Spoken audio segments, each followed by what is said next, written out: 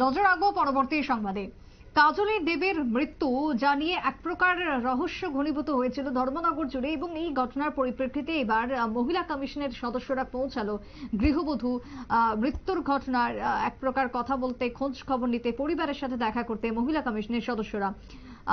ইতিমধ্যে কাজলী দেবনাথ বিয়ের মাত্র 9 মাসের মধ্যে যার মৃত্যু হয় এমনটাই অভিযোগ ছিল পরিবারের। কাজলী দেবের স্বামীর পরিবার অর্থাৎ নয়াপাড়া ইংলিশ মিডিয়াম বিদ্যালয়ের শিক্ষক বিশ্বদেবের পরিবার কাজলীর মৃত্যুকে নেহাতি একটি আত্মহত্যা বলে চালিয়ে দেওয়ার চেষ্টা করেছে। তবে কাজলী দেবীর পরিবারের অভিযোগ, যেটি উদ্দেশ্য প্রণোদিতভাবে হত্যা, এমনটাই অভিযোগ তুলেছিলেন গৃহবধূর বাপের বাড়ি। তবে এই পুরো ঘটনাতে এখনো পর্যন্ত কি হয়েছে কি না হয়েছে সব জানতে কাজলী দেবের বাড়িতে যায় প্রতিনিধি দল মহিলা কমিশনের। কি বক্তব্য উঠে এসেছে আজকে এই ঘটনার পরিপ্রেক্ষিতে কমিশন থেকে, শুনুন।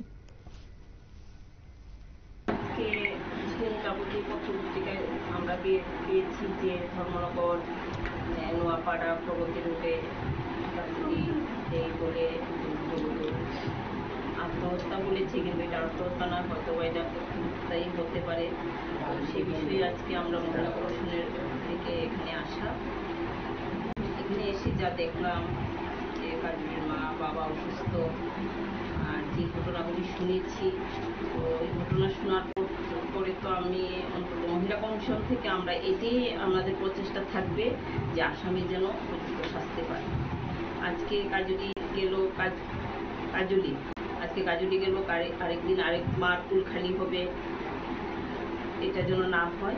মহিলা কমিশন সর্বদাই প্রচেষ্টায় আছে ন্যায়ের পথে চলা।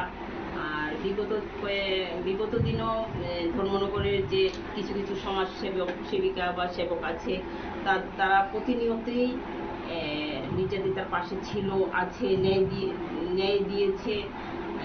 আমার আশা বিশ্বাস আজকে এই ধর্মনগরের যে সমাজের উন্নয়নের জন্য, সমাজে যেন এরকম ঘটনা না ঘটে, এই যেগুলি সব দেখছে তাদের প্রচেষ্টায় হয়তো আগামী দিন কাজলের অপরাধীও শাস্তি পাবে, এই বিশ্বাস, এই আশা আমাদের আছে।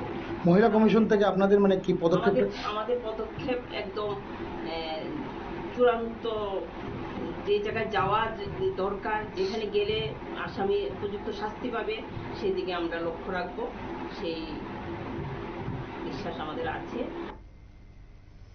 আপনারা শুনলেন মহিলা কমিশনের পক্ষ থেকে বক্তব্য। গৃহবধূর মৃত্যুর ঘটনার কারণ জানতে তাদের বাড়িতে পৌঁছান মহিলা কমিশন, এবং এই মৃত্যুর জন্য যে বা যারা দায়ী রয়েছে তাদের সঠিক শাস্তির দাবি তুলেছেন মহিলা কমিশন। ছোট্ট বিরতির পর ফিরবো, সঙ্গে থাকুন।